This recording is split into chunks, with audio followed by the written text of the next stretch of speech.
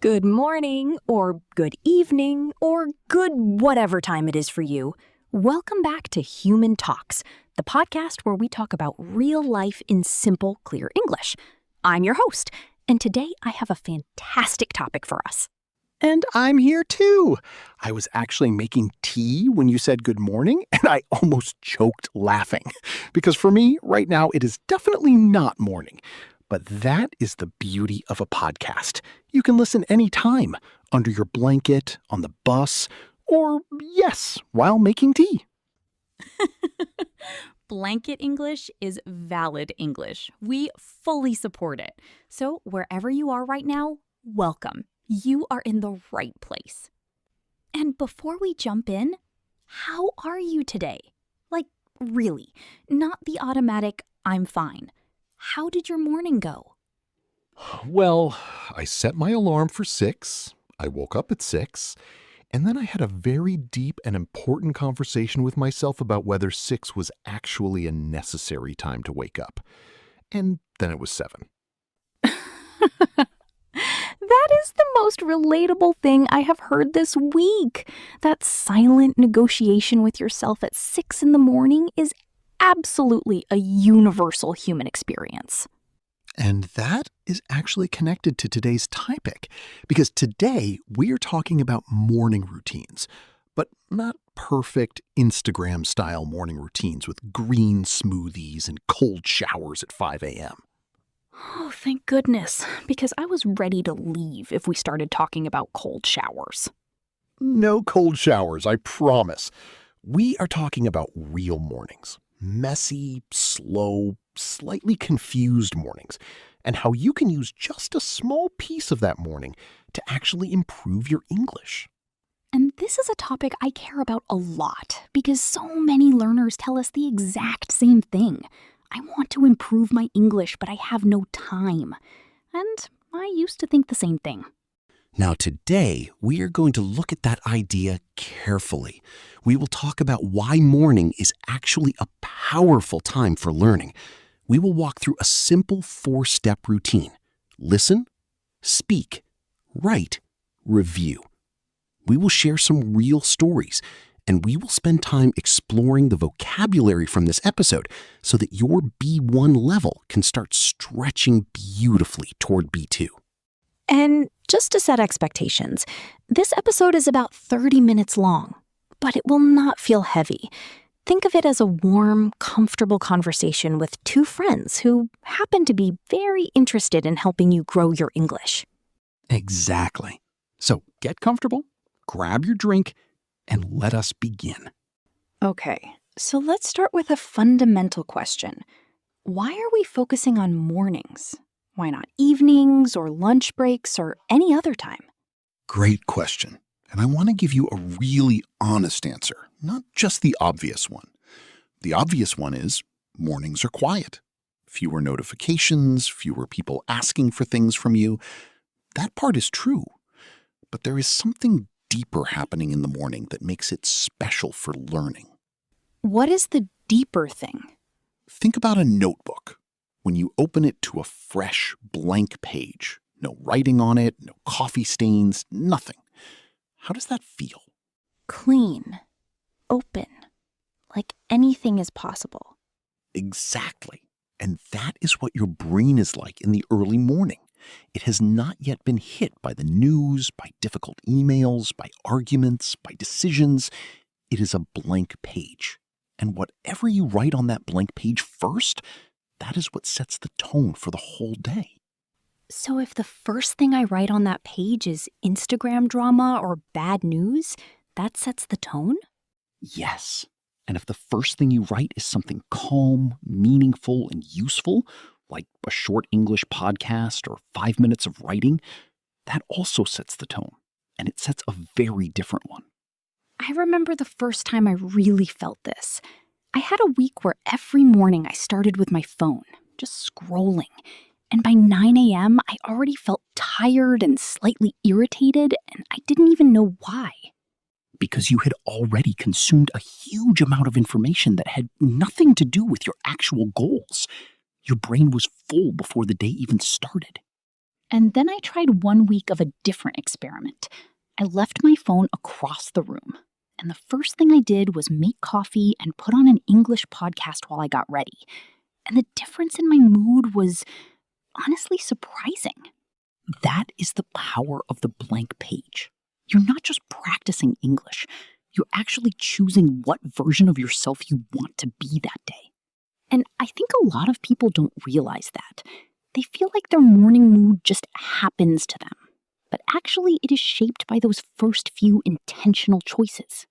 That word, intentional, is going to come up a lot today. Being intentional means you are awake inside, not just going through the motions. You are choosing, not just reacting. I think about my friend. She is a nurse. She works long shifts, sometimes nights. When she gets home, she is completely exhausted. Her evenings are chaos. Family, food, a shower, sleep. And she used to feel so guilty because she wanted to practice English, but she just could not find the energy at night. And that guilt is real. So many learners carry that. I should study more. I will do it later. And later never comes. Right. And she felt overwhelmed by the whole idea of studying because she imagined it as this big, serious thing she had to sit down and do properly. Overwhelmed when there is too much at once and everything feels heavy and difficult. But when she shifted her thinking, when she stopped trying to find a perfect hour in the evening and started giving just 15 minutes to her morning, everything changed. The morning became her space, her English time.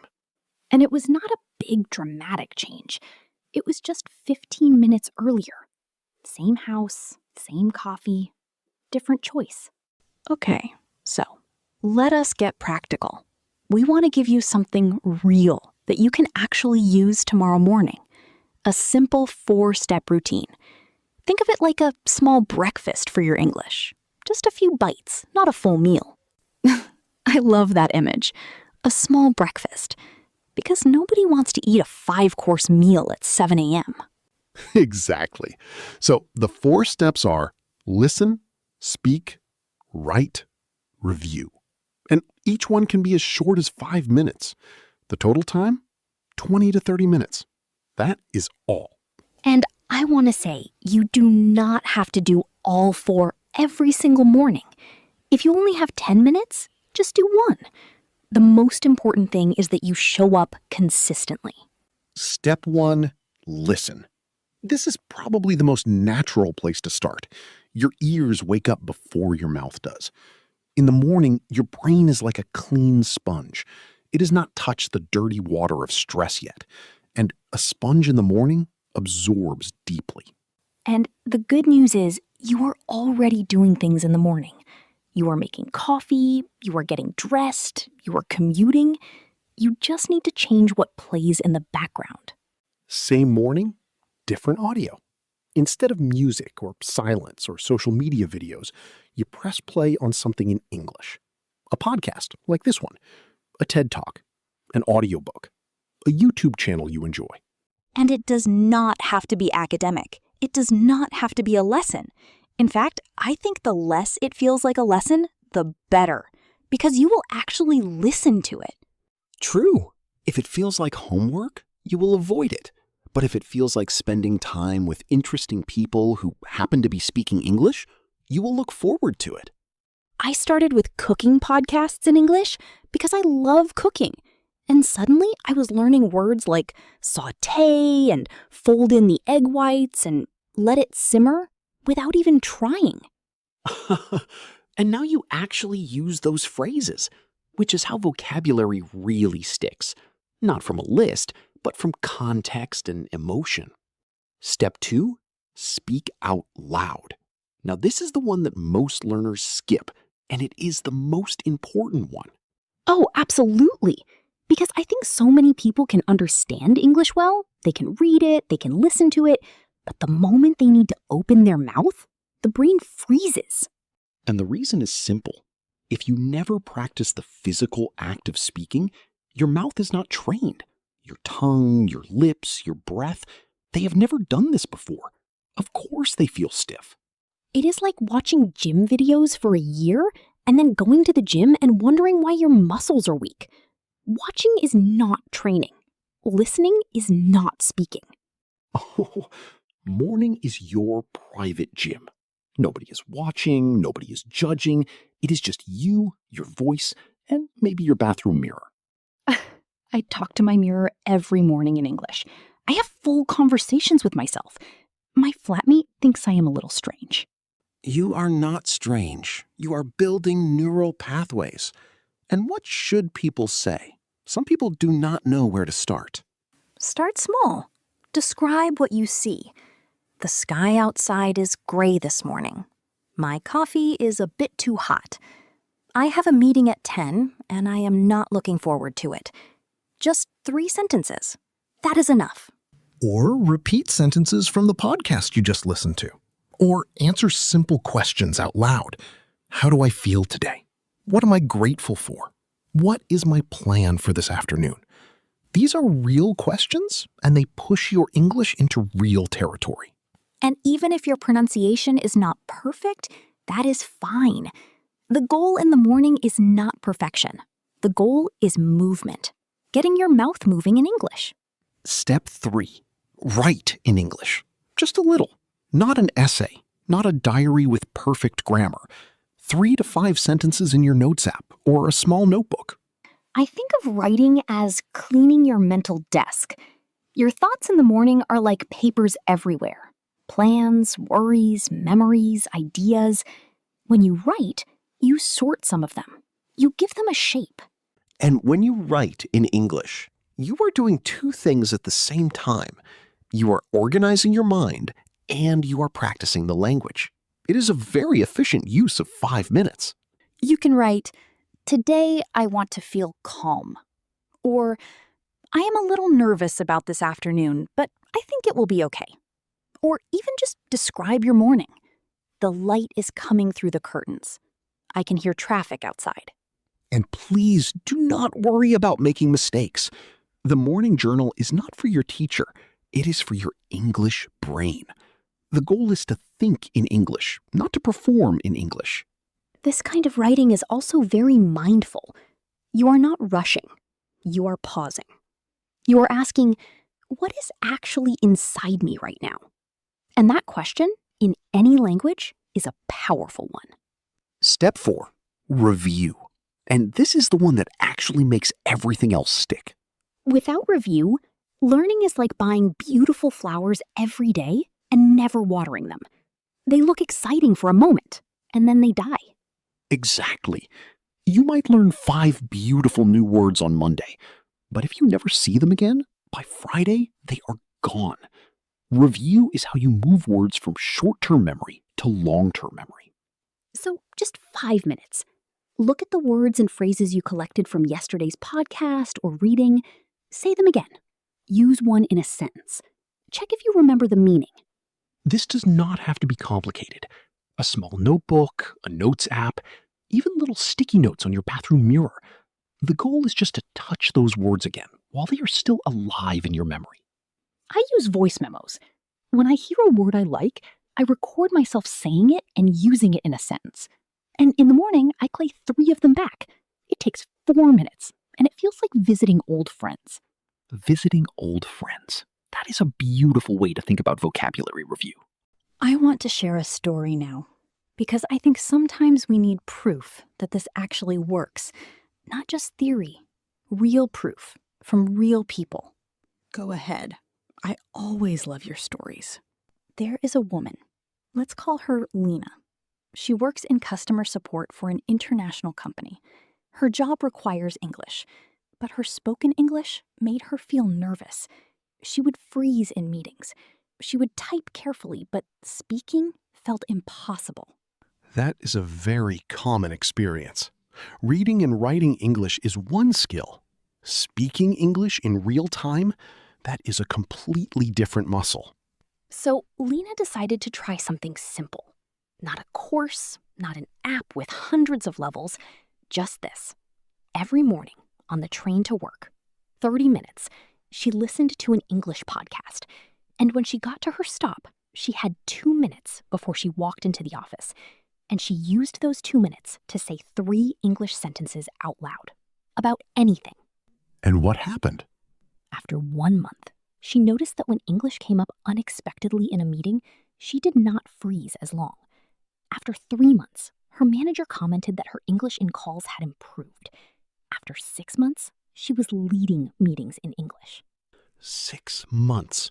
From daily train rides and 2 minutes on a pavement. That is what small steps add up means in real life. And I think the key is that she did not try to transform everything at once.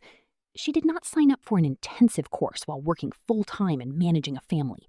She just found one crack in her day, the train, and she used it. And that is something I want everyone to hear. You do not need a perfect setup.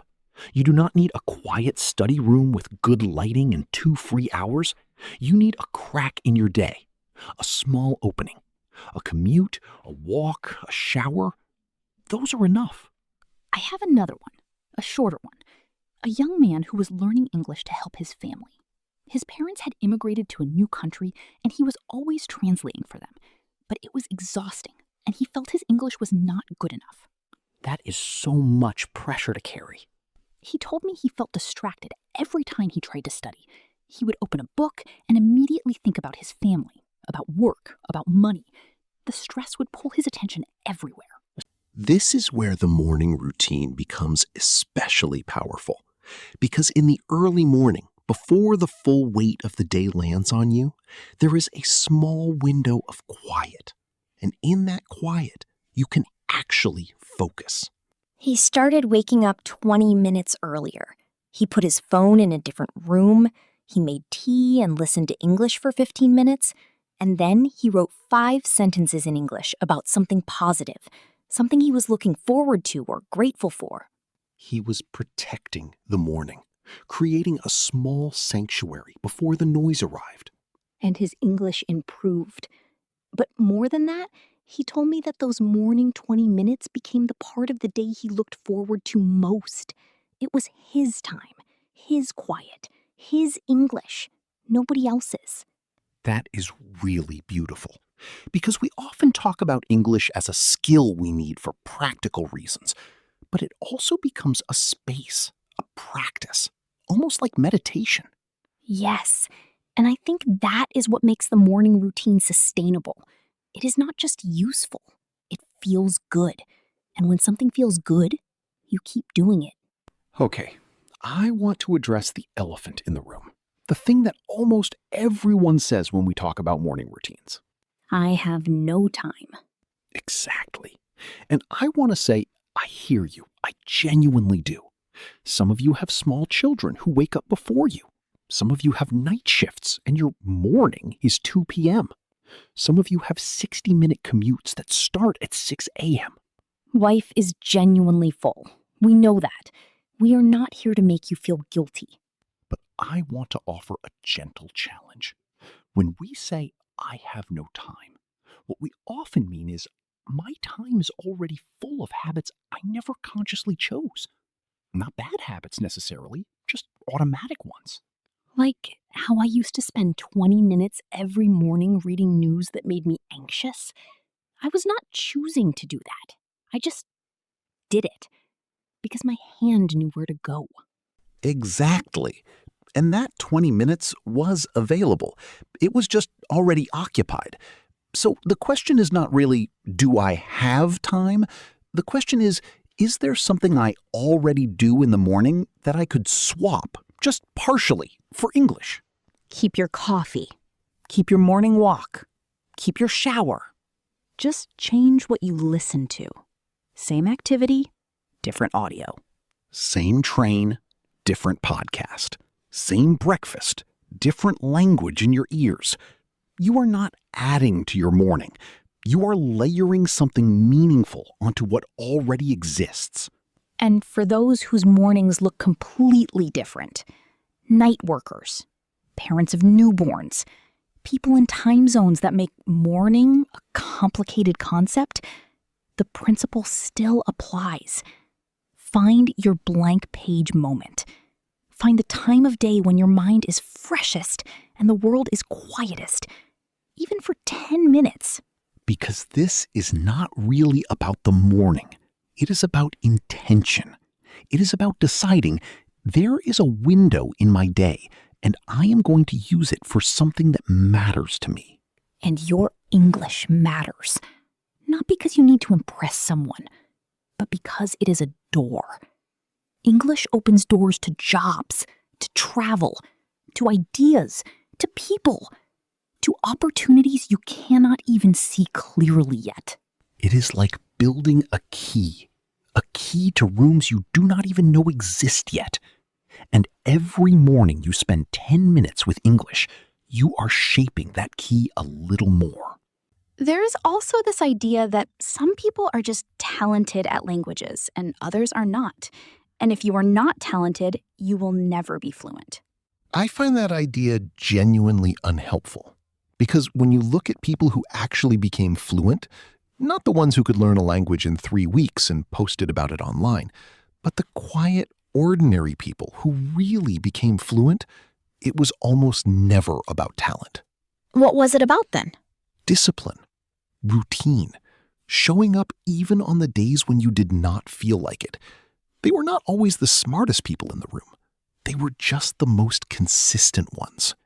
Okay, now it is time for our favorite part of the episode. A calm, slow walk through the vocabulary we have been using today. Think of this as a little word tour, not a test, not a grammar lesson, just us sitting with these words, really feeling them, seeing how they live in real sentences. First word, intentional. We have used this one several times. Let us really understand it. Intentional means you do something on purpose, with awareness, with a reason. The opposite of intentional is automatic. You just do it without thinking, like a robot. Imagine 2 versions of a morning. In version 1, you wake up and your hand automatically goes to your phone. You scroll. You do not decide to. Your fingers just go there. That is automatic. In version 2, you wake up and you pause, just for 3 seconds, and you think, what do I actually want this morning to look like? And then you choose. Maybe you still pick up your phone, but this time you choose English. That 3-second pause is intentional. You can say, I want to be more intentional about how I spend my mornings. Or, she made an intentional decision to put her phone away during breakfast. Next, overwhelmed. This is a B2 word that is incredibly useful because the feeling it describes is extremely common. Overwhelmed is when there is just too much. Too many tasks, too many worries, too many things pulling at you from different directions, and your brain reaches a kind of overload point. I think of it like a small table. Your brain is the table, and everyone, your job, your family, your studies, your social media, keeps putting heavy books on it. At some point, the books start to fall. That is overwhelmed. Many learners feel overwhelmed because they try to fix everything at once. Grammar and vocabulary and pronunciation and listening and reading all in 1 week. And then they do nothing because the plan is too heavy. The morning routine helps exactly because it is not overwhelming. It is small. It is manageable. It is 4 tiny steps, each only 5 minutes. Try saying, I feel overwhelmed when I try to study too many things at once. Or, a small morning routine helps me feel less overwhelmed about my English progress. Next word, consistent. This one is so important for language learning. Consistent means you do something regularly, again and again. Not perfectly every single day, but most days, with a rhythm. Think about brushing your teeth. You are consistent with it. You do not brush for 3 hours on Sunday and skip every other day. You brush for 2 or 3 minutes every day as a normal part of life. That is consistency. And English is the same. You do not need to study for 3 hours once a month. You need 10 to 15 minutes every day, or at least every weekday. That rhythm, that consistency, that is what creates real progress. And here is something important. Consistent does not mean perfect. You will miss days. Life happens. The goal is not to never miss a day. The goal is to come back the next day and continue. Every morning is a fresh start. Even if yesterday you did nothing, even if last week you did nothing, today is a new blank page. You can begin again. Next, let us talk about realistic. This word is very useful in any conversation about goals and plans. Realistic means the plan matches your actual life, your real energy, your real schedule, your real personality, not the perfect version of you that exists in your imagination. I love the shoe metaphor for this.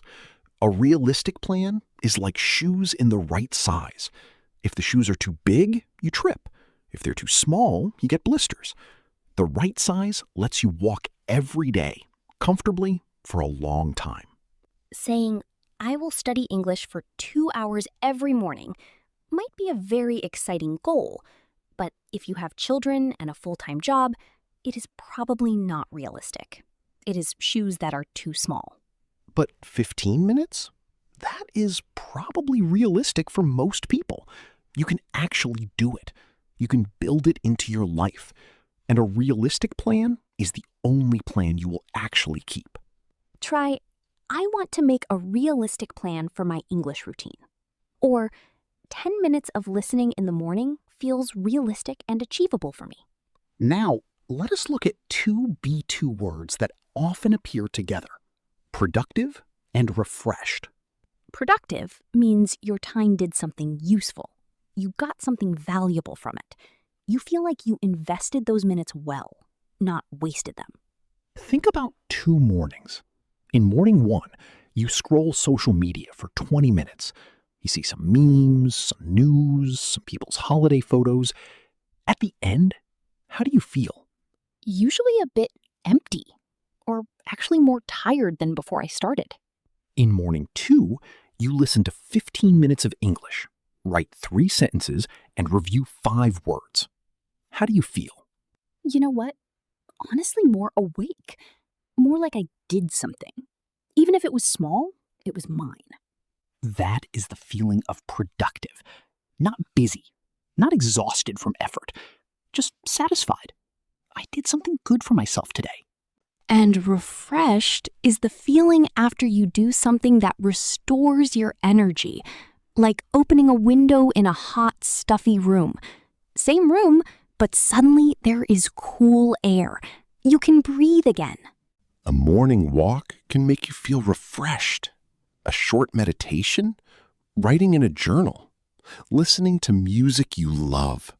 And yes, a small English routine can also leave you feeling refreshed because it was quiet and meaningful, not stressful. And the last big word, energized, which is slightly different from refreshed. Refreshed is peaceful, calm. Energized is more active. It means you feel ready to move, ready to do things. Think of it like a phone battery. In the morning, maybe you are at 15%, a bit flat, not fully awake. And then you do your small routine, and suddenly you are at 60%. You're not at 100, but you are enough. You are ready. Productive, refreshed, energized. These are the 3 feelings we want your morning routine to give you, not just for your English, but for your whole day. Okay, we are getting close to the end of today's episode, and we want to leave you with something concrete, not just good feelings, an actual challenge. Yes, because we believe that learning without action is just entertainment. And while we love entertaining you, we also want to actually help you grow. Challenge 1. Tomorrow morning, before you look at your phone, do just one thing in English. Just one. Listen to 5 minutes of a podcast, or say 3 sentences out loud, or write 2 sentences in your Notes app. Just one action. Because starting is always the hardest part. If you can do one thing, you have already broken the pattern. You have already shown your brain a new possibility for what a morning can look like. Challenge 2. While you were listening today, you heard many words and phrases.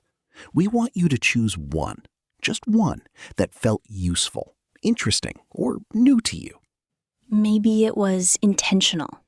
Maybe it was overwhelmed. Maybe it was a fresh start. Maybe it was small steps add up, or the blank page idea, or something we said that just stayed with you. Take that word or phrase and make one simple, honest sentence with it. About your life, about how you feel, about what you want. You can say it out loud in your room or whisper it if people are sleeping. You can write it in a notebook or your Notes app. And if you feel brave, if you feel bold enough, come to the comments and write your sentence there. We read every single one. Every single one. And when you write your sentence, you are not just showing us your English. You are showing yourself what you are capable of. That sentence is evidence. Proof that you showed up. Proof that you are learning. And other learners read those sentences too, and they think, oh, I could use that word like that. Your sentence becomes a small gift to the community. Language is not just something you learn alone. It grows in connection. It grows when people share and try and encourage each other. So please, be bold. Leave your sentence. We want to end today with something a little softer. Not more information, just a moment to sit with what we talked about. Every day, somewhere in the world, there is a person who is waking up and choosing. Maybe they are choosing to scroll. Maybe they are choosing to sleep 5 more minutes. And those are fine choices sometimes. Life is not a performance. But some mornings, some people make a different choice. They make tea. They press play on something in English. They write 3 slow sentences in a notebook. And they do this not because someone told them to, not because they will be tested, but because they have a future they believe in. And that future requires a key. And they are shaping that key, quietly, every morning, while the world is still a little slow and gentle. If you are listening to this right now, you are one of those people. You chose to spend 60 minutes with us today. You chose to invest in your English. That was not nothing. That was a real choice. And we want you to know we see that. We appreciate it. And we will be here every episode, walking with you. Not pushing you, walking with you. Little by little, step by step, morning by morning. That is how languages are built. That is how lives are changed. Not in one dramatic moment, but in many small, quiet, intentional ones. So let us say it one more time, clearly. Your 4 steps for tomorrow morning are listen, speak, write, review. Choose one if you have 5 minutes. Do all 4 if you have 20. But do something. Show up for your English the way you would show up for a friend who needs you. Because your future self is waiting. And your future self speaks confident, clear, comfortable English. And they are grateful for what you are choosing to do today. That is all from us today. This was Human Talks. I am your speaker 1, wishing you a morning full of blank pages and good choices. And I am speaker 2. Take care of yourself, be kind to yourself, and we will see you in the next episode. Bye for now. Bye. Keep going, little by little.